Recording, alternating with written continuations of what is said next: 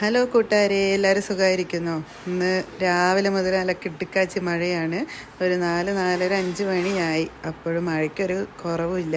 എന്തറിയില്ല, പതിവില്ലാതെ നല്ല വിശപ്പ്. അപ്പം ഞാൻ ചോദിച്ചു, ഉമ്മി ചായക്ക് എന്താണ് ഇന്ന് കഴിക്കാനുള്ള? അപ്പോൾ ഉമ്മി പറഞ്ഞു, പഴം ഇരിപ്പുണ്ട്, ഏത്തക്ക ഇരിപ്പുണ്ട്, നമുക്ക് പഴംപൊരി ഉണ്ടാക്കാമെന്ന്. എന്നാൽ പിന്നെ ഓക്കെ. അങ്ങനെ ഞങ്ങൾ മൈദാമാവ്, ഉപ്പ്, കുറച്ച് പഞ്ചസാര, വെള്ളമെല്ലാം കൂടെ എടുത്ത് ഒരു ബാറ്റർ ഉണ്ടാക്കി. എന്താ നല്ല സൂപ്പറായിട്ട് മൊരിഞ്ഞ് വരുന്നുണ്ട്.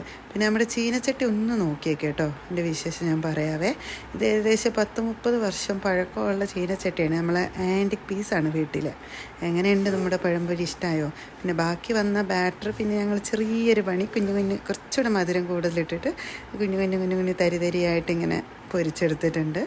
അതാണ് സത്യം പറഞ്ഞാൽ ഏത്തക്ക പൊരിച്ചത് കഴിക്കുന്നതിന് മുന്നേ ഫസ്റ്റ് നമ്മൾ കഴിച്ച് തീർക്കുന്നത്, പൊരിച്ചുകൊണ്ടിരിക്കുമ്പോൾ കഴിക്കുന്നത് ഈ സംഭവമാണ്. എനിക്ക് ഭയങ്കര ഇഷ്ടമാണ്. അപ്പോൾ നമ്മുടെ 32